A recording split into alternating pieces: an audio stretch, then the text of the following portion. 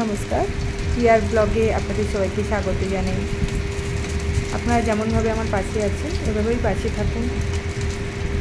আমি আজ তেলাপিয়া মাছ তাই দিয়ে অনেকদিন থেকে কচু, যেটা কচুর মুচি বলে, মুচি কচু, সেই কচু দিয়ে আলু দিয়ে তেলাপিয়া মাছের ঝোল খুব ভালো লাগে, পার্শে মাছও ভালো লাগে। তো আজ ঠান্ডা ঠান্ডা ওয়েদার ছিল, বৃষ্টি হয়েছে আমাদের এখানে, তো যার জন্য গরম হলে হয়তো রান্নাটা করতাম না কচু দিয়ে। তো যেহেতু ঠান্ডা ওয়েদার, তো যার জন্য তেলাপিয়া মাছ দিয়ে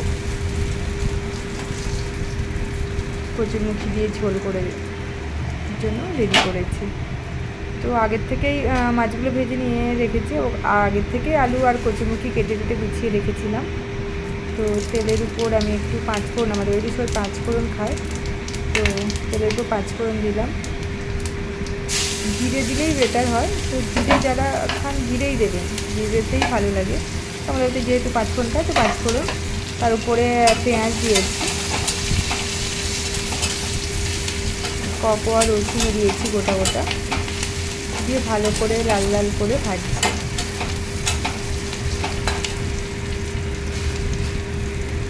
দেখুন লাল লাল ভাজা হয়ে গেছে প্রায়।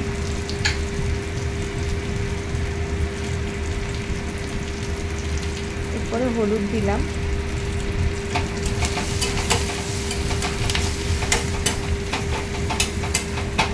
হলুদ দিয়ে বারবার নাড়িয়ে চালিয়ে, আমার তো পেঁয়াজ হয়ে গেছে লাল লাল। এবার আমি সবজিগুলো কেটে রেখেছিলাম বেটে, তো শুধু কচুরমুখি দিইনি, তার মধ্যে আমি আলু একটা কেটে দিয়েছি,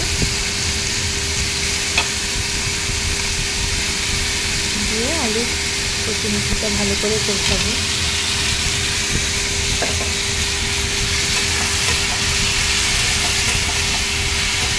অনেকে মাছের ঝোলে পেঁয়াজ রসুন খান না, কিন্তু আমাদের বাড়িতে সবাই পেঁয়াজ রসুন খায় মাছের ঝোলে। বেশিরভাগ ক্ষেত্রে বাংলাদেশের লোকজনরা, বাংলাদেশ বলে কথা নয়, মানে বাংলাদেশি লোকজন মানে মাছের ঝোলে পেঁয়াজ রসুন খেতে পছন্দ করেন না, ওনারা আদা আর জিরে বাটা খেতে পছন্দ করেন। তো আমি এরপর কাঁচা লঙ্কা দিয়েছিলাম, একটু কালার হওয়ার জন্য কাশ্মীরি গুঁড়ো লঙ্কাটা দিলাম। আপনি না চাইলে স্কিপ করতে পারেন শুকনো লঙ্কা, মানে গুঁড়ো লঙ্কাটা। কাঁচা লঙ্কাটা হয়ে যায়, আমি কাঁচা লঙ্কাটা তেলের উপর দিই না, কাঁচা লঙ্কা তেলের উপর দিলে ভালো, কিন্তু আমি দিই না। তার কারণ হলো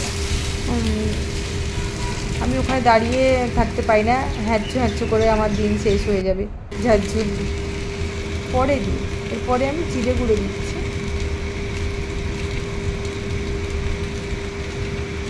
লবণ আগে দিয়েছিলাম, এই মাছ ভাজার সময় লবণ ছিল তেলের, যার জন্য লবণটা কম দেওয়া হয়েছিল।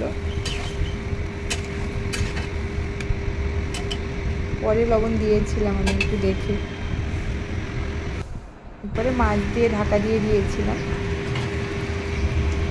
আমার তরকারি পুরো রেডি। কচুরমুখি দিয়ে এই যারা কচুরমুখি খেতে ভালোবাসেন, মানে অনেকে আবার গাঁটি কচুও বলে, তো যারা ভালোবাসেন তাদের জন্য ভীষণ ভালো একটা রেসিপি। বাড়িতে বানিয়ে খেয়ে দেখবেন, ভীষণ ভালো, সুস্বাদু। আর অন্য কোনো তরকারি লাগবে না এই দিয়ে খেলে।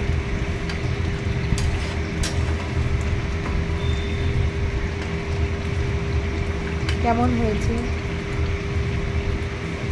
জানাবেন সবাই। এভাবেই আমার পাশে থাকবেন। এতক্ষণ আমার সঙ্গে থাকার জন্য অসংখ্য ধন্যবাদ আপনাদেরকে। দেখুন আমার তরকারি পুরো রেডি, আমি এবার খেতে বসবো।